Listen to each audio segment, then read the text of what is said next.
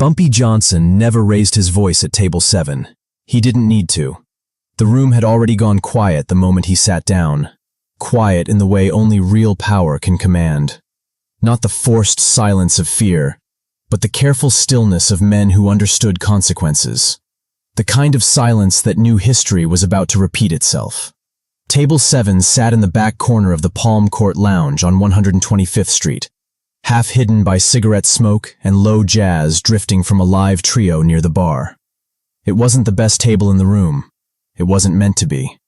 It was the table where business was settled without spectacle, where debts were remembered, where names were never forgotten. Across from him sat a man who hadn't slept well in years. The man's hands trembled as he lifted his glass, though he tried to hide it by pretending to admire the amber color of the whiskey. His suit was expensive but ill-fitted, bought to impress people who no longer returned his calls. 11 years earlier, he'd been someone. A trusted voice. A man allowed into rooms most never saw. 11 years earlier, he'd made a choice. Bumpy Johnson watched him quietly, eyes steady, expression unreadable. The legend of Harlem didn't rush moments like this. Time was an ally now. It always had been. "You still take it neat," the man said, forcing a smile that cracked at the edges. "Some things never change." Bumpy didn't touch his glass. "Some things do," he replied calmly. His voice carried no anger. That was the most dangerous part. The man swallowed. Around them, the Palm Court pretended nothing was happening. Glasses clinked. Laughter floated from a nearby booth. But every man worth his salt in that room knew better. They knew table 7. They knew what it meant when Bumpy Johnson sat there with someone who hadn't sat across from him in over a decade. This wasn't a reunion. This was a reckoning. 11 years earlier, the betrayal had been quiet, clean. A signature on a document. A whispered name to the wrong man. No dramatic chase, no gunfire. Just information exchanged for protection and money. $50,000 in cash and the illusion of safety. The man across from Bumpy had believed time would erase the debt. He had believed wrong. Bumpy leaned back slightly, folding his hands. His posture was relaxed, almost conversational, but his eyes never left the man's face. He watched the twitch in his jaw, the shallow breaths, the way guilt ages a man faster than bullets ever could. "Funny thing about Harlem," Bumpy said softly. "She remembers everything."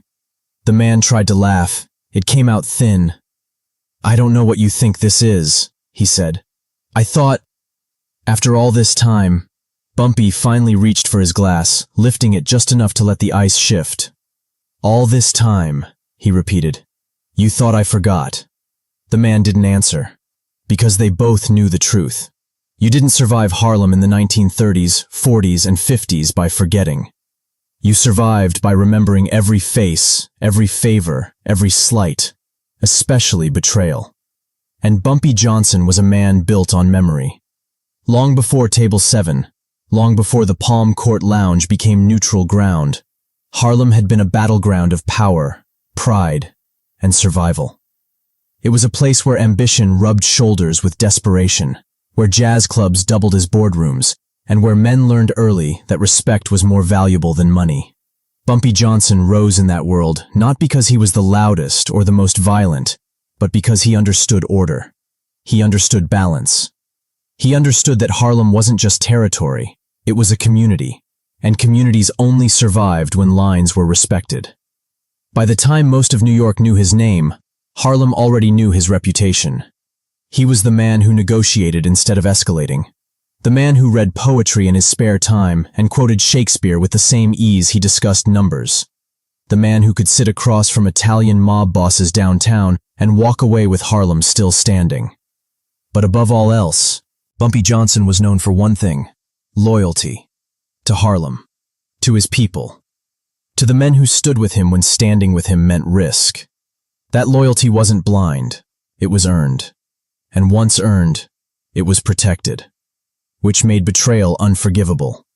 In the early years, the man at table 7 had been one of his own, a runner who became a planner, a voice in meetings where decisions shaped streets and livelihoods. He'd eaten at Bumpy's table. shared his confidence, learned the rhythms of Harlem from the inside. And when pressure came, from law enforcement tightening its grip, from rivals looking for leverage, the man had folded. He hadn't been forced. He hadn't been threatened. He'd been tempted. $50,000 and the promise of a quiet life somewhere else, a chance to disappear while others paid the price. And for 11 years, he'd lived believing the city had moved on. But Harlem never moves on. It waits. As Bumpy sat at table 7, the past pressed in around them. The music, the smoke, the history in the walls. This wasn't about violence. It wasn't about revenge in the crude sense. This was about balance being restored. The man across from him finally set his glass down, hands shaking too much to hide now. "What do you want?" he asked, his voice barely above a whisper. Bumpy Johnson leaned forward, just enough to close the distance. "I already got it," he said. "You showed up." The man's face drained of color. Outside, Harlem moved as it always had, cars rolling past, people laughing, life continuing. But inside the Palm Court lounge, time had slowed to a crawl. Because when Bumpy Johnson remembered a betrayal, justice didn't come fast. It came correct. And table 7 was only the beginning. The man at table 7 didn't speak after that. He couldn't. Because he finally understood the truth most men learn too late in Harlem. Survival doesn't come from running fast. It comes from knowing who never stops walking toward you. Bumpy Johnson sat in silence, letting the weight of memory do the work. He had learned long ago that intimidation wasn't in raised voices or threats. It lived in calm, in patience, in the certainty that nothing said in this moment could change what had already been set in motion. 11 years had passed, but Harlem, in Bumpy's mind, was still sharp, still precise. He remembered the winter when the betrayal happened, the way the streets looked under dirty snow, the way certain doors stopped opening, the way whispers replaced conversations. Back then, the pressure had been relentless. Law enforcement wanted a name they could parade. Rivals wanted a weakness they could exploit. Harlem was caught in the middle, as it always was, used, targeted, misunderstood. Bumpy had stood between the neighborhood and the storm, absorbing blows that were never meant for him alone. And in the middle of that storm, someone he trusted had quietly stepped aside. The betrayal hadn't put Bumpy in prison. It hadn't destroyed his operation outright. But it had cost him something more valuable. Certainty. Trust had fractured. Men who once spoke freely began measuring every word. Harlem felt it too. When leadership hesitates, the streets feel it first. That was the real damage. Bumpy adjusted, as he always did. He reorganized. He narrowed the circle. He moved smarter, not louder. And slowly, the city's attention shifted elsewhere. New targets, new headlines, new problems. The betrayer disappeared just as planned, or so he thought. Bumpy had known exactly where the man went. A small business in New Jersey. New name on paper. Quiet life. No headlines. No trouble. A man living off money that had been bought with silence. Bumpy let him live. That part mattered. Because justice, in Bumpy Johnson's world, wasn't impulsive. It was deliberate. And it required timing. At table 7, the man finally found his voice again. "I didn't have a choice," he said quickly, the words spilling out as if he'd rehearsed them for years. "You know how it was back then. Pressure from every side. They were going to crush us all." Bumpy tilted his head slightly, listening, not reacting. "They promised protection," the man continued. "Said I could disappear. Said it would blow over." "And it did," Bumpy replied evenly. "For you." The man winced. "What was I supposed to do?" he asked. "Go down with the ship?" Bumpy's eyes hardened, not with rage, but with disappointment. "You were supposed to stay on it," he said. The words landed heavier than any threat could have. Around them, the lounge felt tighter now. Conversations nearby had quieted. Even the band seemed to play softer, as if sensing something they couldn't name. Bumpy leaned back again, giving the man space to breathe. He wasn't here to argue the past. Excuses had expiration dates. 11 years was well past that. You know why I didn't come for you back then? Bumpy asked. The man shook his head slowly. Because Harlem needed stability, Bumpy said. Not chaos, not headlines, not another body feeding a narrative that never cared about us in the first place.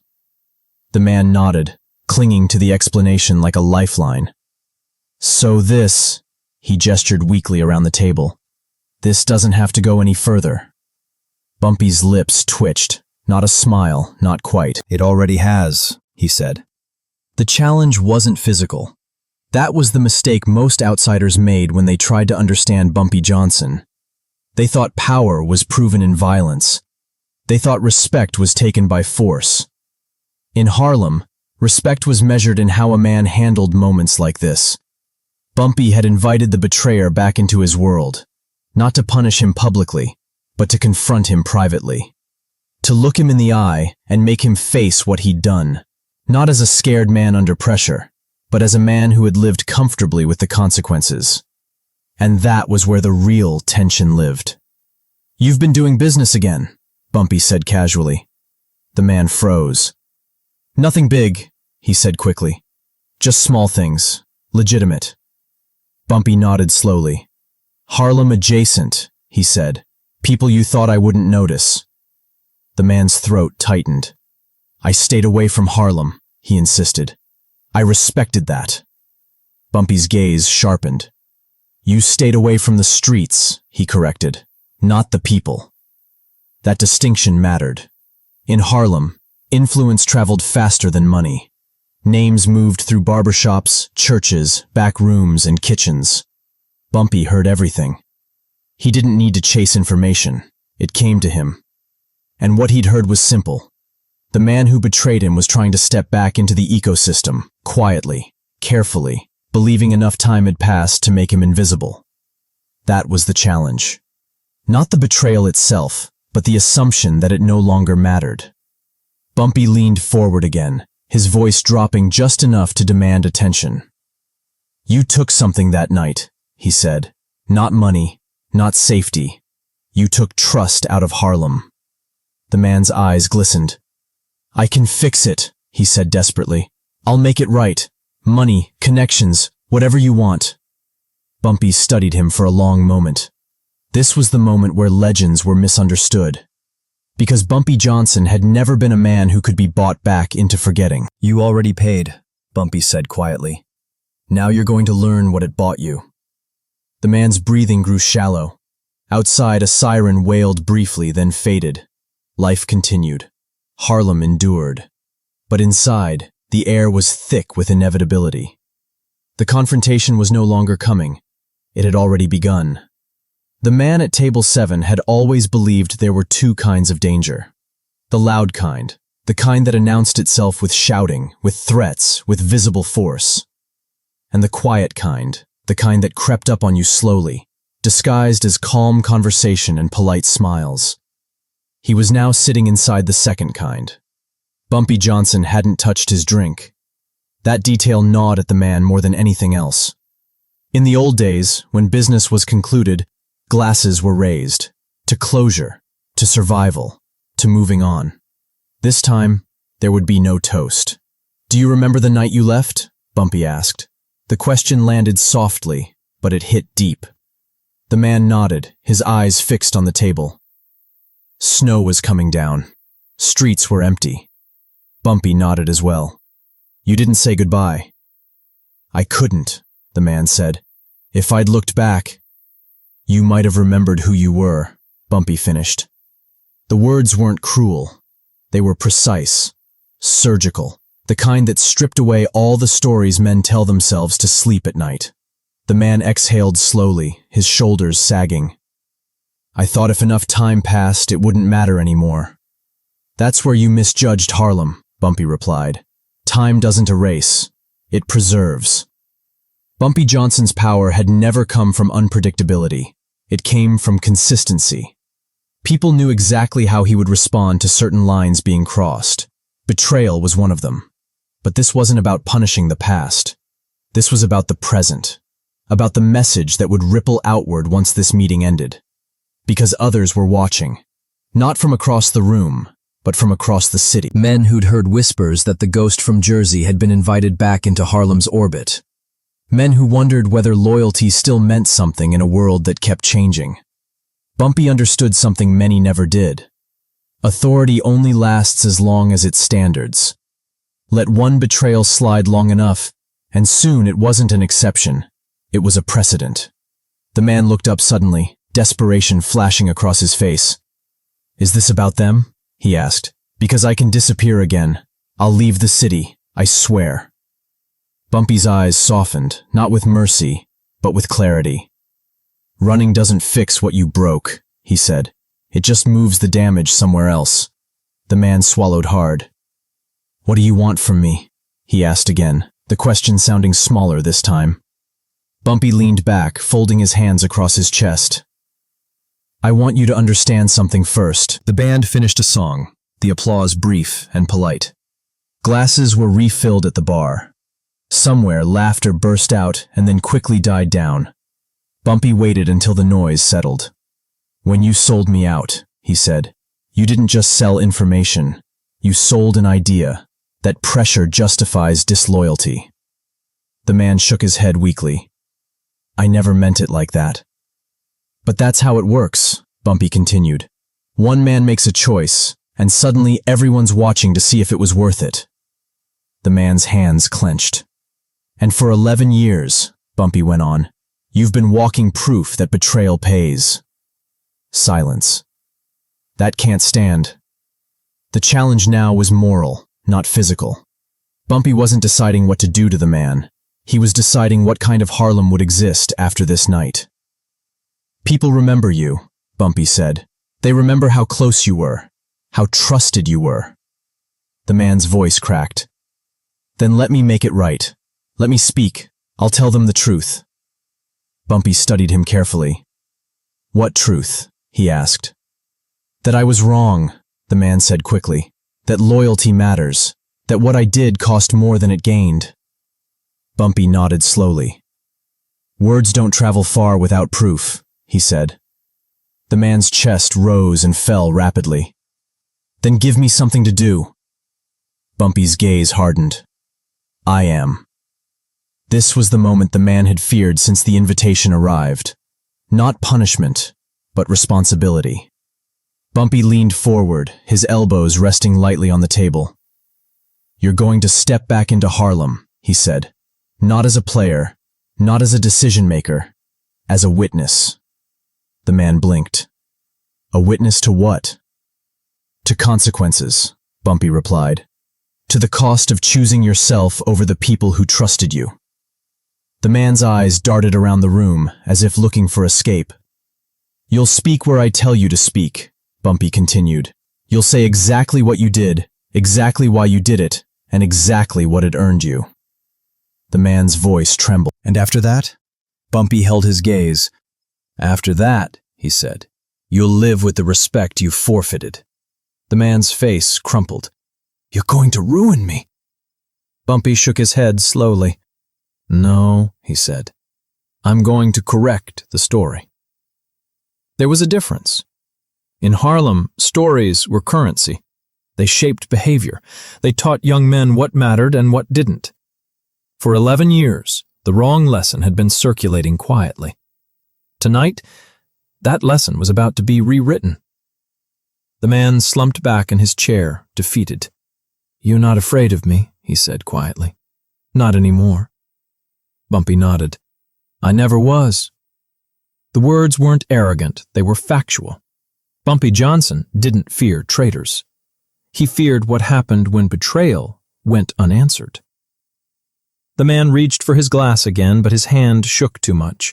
He set it down, untouched. "What if I refuse?" he asked. Bumpy's expression didn't change. "Then the story writes itself," he said, "and you won't like the ending." The man closed his eyes. He understood now.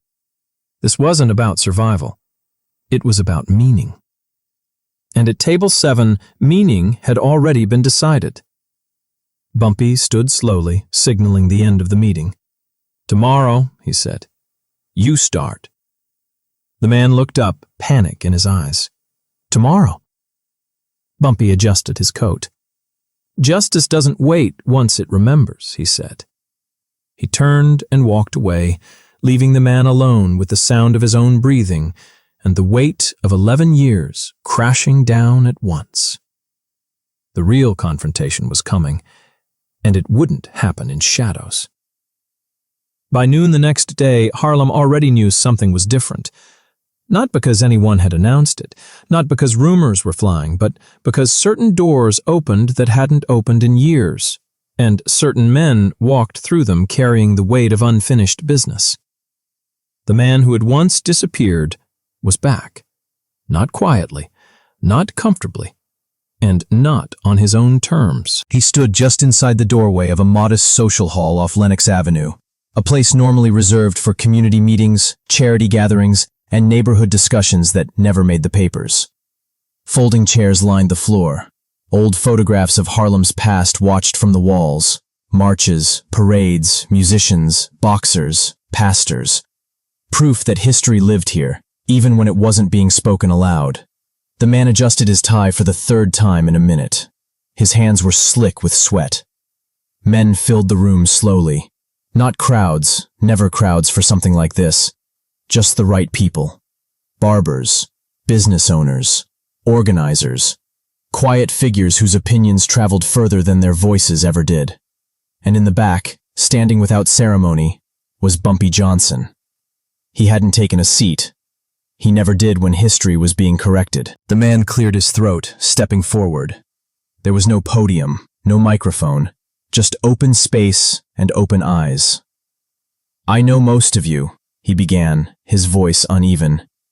And some of you knew me before I left. Silence answered him. He swallowed hard and continued. 11 years ago, I was trusted. By this community. By a man who put his name on the line for Harlem, when most people only came here to take. Bumpy's expression didn't change. The man's gaze flickered toward him, then back to the room. I broke that trust. A murmur moved through the chairs, quiet, restrained, but unmistakable. I told myself I was protecting my family, that I was making a smart decision, that loyalty was a luxury men like us couldn't afford under pressure. He paused, his voice tightening. I was wrong. That word carried weight. I didn't just leave, he said. I left a mess, confusion, doubt. I helped teach the wrong lesson, that when things get hard, you save yourself and let the rest figure it out. His shoulders slumped slightly, the confidence he once carried long gone. And for 11 years, he went on, I lived off the comfort that lesson bought me. The room remained silent, but the shift was palpable. This wasn't entertainment. This was accounting. Bumpy watched closely, not for the words, but for the ownership behind them. The man continued, his voice steadier now, as if the truth itself was lending him strength. No one forced me. No one threatened me. I made a choice. He looked directly toward the back of the room. And the man I betrayed didn't come for me. Didn't make an example out of me when it would have been easy. He let Harlem stay calm when chaos would have benefited him personally. That finally drew eyes toward Bumpy. He stood still, hands at his sides, the picture of restraint. I'm here because that restraint doesn't mean forgetting, the man said. It means accountability. He took a breath. From today forward, I'm stepping away from anything that trades on this community's trust. No deals, no influence, no quiet advantages bought with old connections. A few heads nodded. And when my name comes up, he finished, it comes up with the truth attached to it. He stepped back. There was no applause. There didn't need to be. Bumpy Johnson took a step forward. That single movement tightened the room like a drawn wire. He didn't raise his voice. He didn't posture. He didn't accuse. He simply spoke. Harlem, he said, calmly, deliberately, doesn't demand perfection. He let the words settle. But it does demand honesty. He turned slightly, addressing both the room and the man beside him. Mistakes happen. Pressure exists. But loyalty isn't tested in comfort. It's tested in fear. No one interrupted him. When trust is broken, Bumpy continued, the damage doesn't end with the person betrayed. It spreads. It teaches others what's acceptable. He paused, his gaze sweeping the room. Today wasn't about punishment. It was about restoring the line. He looked directly at the man. You crossed it, he said. Today, you acknowledged it. Bumpy stepped back, signaling the end. The meeting dissolved quietly. Chairs scraped softly against the floor. Men spoke in low tones as they filtered out, not gossiping, not speculating, absorbing. The story had been corrected. Outside, Harlem moved as it always did. Vendors called out. Kids ran past stoops. A city accustomed to carrying weight kept going. The man stood on the steps, breathing deeply, as if surfacing from deep water. Bumpy joined him, standing at his side rather than across from him. I'll keep my word, the man said quietly. All of it. Bumpy nodded. I know, he said. That's why you're still standing. The man looked at him then, really looked at him. You could have ruined me, he said. Bumpy's expression remained calm. Ruining people is easy, he replied. Teaching lessons that last, that's harder. The man nodded slowly. What happens now? He asked. Bumpy adjusted his coat. Now, he said, Harlem remembers. And with that, he walked away, disappearing into the rhythm of the street, leaving behind a man who finally understood the cost of being remembered for the wrong reason. The confrontation was over. The consequences had begun. Justice in Harlem didn't arrive with sirens or court dates. It arrived quietly, through changed behavior, closed doors, and the unspoken understanding that certain lines, once redrawn, would not be crossed again. In the days following the meeting, the man felt it immediately. Calls stopped coming in. People who once returned his nod now looked through him instead. Barbers who used to ask how business was going kept their conversations short. Shop owners accepted his money, but offered nothing beyond basic courtesy. No threats, no harassment. Just the steady, unmistakable weight of lost standing. This was the justice Bumpy Johnson believed in, the kind that corrected imbalance without creating chaos. The man took it in stride as best he could. He kept his word. He stepped away from deals that leaned on old favors. He declined invitations that hinted at influence. When his name came up, the truth followed it like a shadow. And slowly, Harlem adjusted. Because Harlem always did. Bumpy watched it unfold from a distance. He didn't interfere. He didn't direct commentary. His work had been done the moment the story was set right. Now the community would do what it had always done. Decide who mattered, and why. Men spoke differently after that. You could hear it in the language. Loyalty wasn't romanticized, but it was respected again. Younger men listened more carefully when elders spoke about pressure and choices. The idea that betrayal could be buried by time lost its quiet appeal. And that was the real consequence. Not for the man who betrayed him, but for everyone watching. Law enforcement noticed the shift too, though they couldn't quite name it.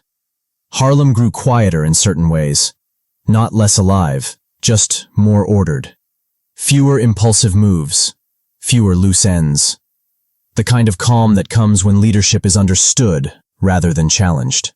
Bumpy Johnson's name circulated again, not as a threat, but as a standard. He was the man who didn't forget, but also didn't overreach. That balance unnerved people who relied on chaos. One evening, weeks later, Bumpy returned to the Palm Court Lounge. Table 7 was empty. He sat alone this time, ordering the same drink he always had. The bartender poured it without asking. A man a few tables over watched discreetly, then leaned toward his companion. "That's him," he whispered. The companion nodded. "He didn't have to do much, did he?" "No," the first man replied. "That's the point." Bumpy lifted his glass, finally taking a slow sip. The debt had been paid, not in suffering, but in truth. The man who had betrayed him passed through Harlem less and less. When he did, he kept his head down, respectful, careful. He had become what he should have been all along, a cautionary tale rather than a hidden success. One afternoon he crossed paths with a young man who'd heard the story secondhand. "You the one who came back?" the young man asked. The man nodded. "What was it like?" the young man pressed. "Sitting across from him?" The man thought for a moment. "It was like sitting across from the part of yourself you tried to forget," he said, "and realizing it never did." The young man nodded slowly. Lesson learned. Bumpy Johnson didn't speak publicly about what happened. He didn't need to. His influence was never in speeches. It was in outcomes. Harlem stood a little straighter afterward. The rules felt clearer. Loyalty meant something again, not because it was enforced with fear, but because it was reinforced with memory. That was justice. Not revenge, not spectacle. Correction. And correction had consequences. Rivals adjusted their strategies, knowing that Bumpy's patience was not weakness. Allies felt steadier, understanding that trust still had weight. The city at large felt the ripple, even if it couldn't trace it back to a single table in a quiet lounge. History rarely announces itself when it's being made. It just settles into place. Years later, men would struggle to explain exactly why that moment mattered. There was no headline, no trial, no dramatic fall from grace that could be pointed to in books or documentaries. Just a quiet correction that reshaped how loyalty was understood in Harlem. But the men who lived through it knew. They remembered the shift. Bumpy Johnson's legacy had always been complicated to outsiders, too calm to be feared in the traditional sense, too principled to be dismissed as a criminal caricature. He operated in a space most never understood, where leadership meant absorbing pressure so others didn't have to. This moment, Table 7, the meeting, the reckoning, became part of that understanding. Not as a story of revenge, but as a story of standards. Harlem in those years was changing. New money flowed in. Old power structures were questioned. Younger men tested limits they didn't fully grasp. The city itself seemed eager to move faster than its memory. Bumpy didn't resist change. He shaped it. When men asked him why he hadn't handled the betrayal differently, louder, harsher, he answered simply. "Because fear expires," he said. "Respect renews." That line traveled. It was repeated in barbershops and back rooms, passed down not as a quote, but as a principle. Younger leaders learned that authority wasn't about how hard you hit back. It was about what you chose to preserve. Bumpy preserved Harlem's sense of itself. The man who betrayed him never fully disappeared, nor was he ever welcomed back. That liminal space became his punishment and his purpose. He lived as a reminder that survival bought at the expense of loyalty came with permanent cost. He aged faster than his years suggested, carrying the weight of being remembered not for what he built, but for what he failed to protect. And he accepted it. Because in accepting it, he finally honored the truth he'd once run from. As time passed, the story took on its own shape. Some said Bumpy had planned it for years. Others said it was chance. The details varied, but the meaning stayed consistent. Bumpy Johnson never forgot betrayal. And when justice came, it came without cruelty. That balance, memory without malice, cemented his legendary status in a way force never could. In Harlem, legends weren't measured by body counts or bankrolls. They were measured by what endured after the man left the room. After Bumpy Johnson passed, long after the streets changed and the names on buildings shifted, the lesson remained. Loyalty wasn't a slogan. It was a responsibility. And betrayal, no matter how quietly committed, was never erased by time. This wasn't a story about revenge. It never was. It was about memory. About a man who understood that power isn't proven in how loudly you respond to betrayal, but in whether you allow betrayal to rewrite the rules. Bumpy Johnson didn't chase the man who sold him out. He didn't turn Harlem into a stage for punishment. He waited. He watched. And when the time was right, he corrected the story quietly, deliberately, and in full view of the people who mattered most. Because Harlem didn't need another warning. It needed reassurance. Reassurance that loyalty still meant something, that trust still had weight, that pressure didn't excuse character. Justice came at table 7, not with fists or fury, but with truth. And that truth traveled further than any threat ever could. This was the difference between a man with power and a legend with purpose. Bumpy Johnson never forgot the betrayal. But more importantly, he never let it poison the community he protected. And that's why his name still echoes, not as a warning, but as a standard. Because sometimes, the strongest response isn't destruction. It's remembrance. And sometimes, the most powerful justice isn't what you take from a man. It's what you make him live with.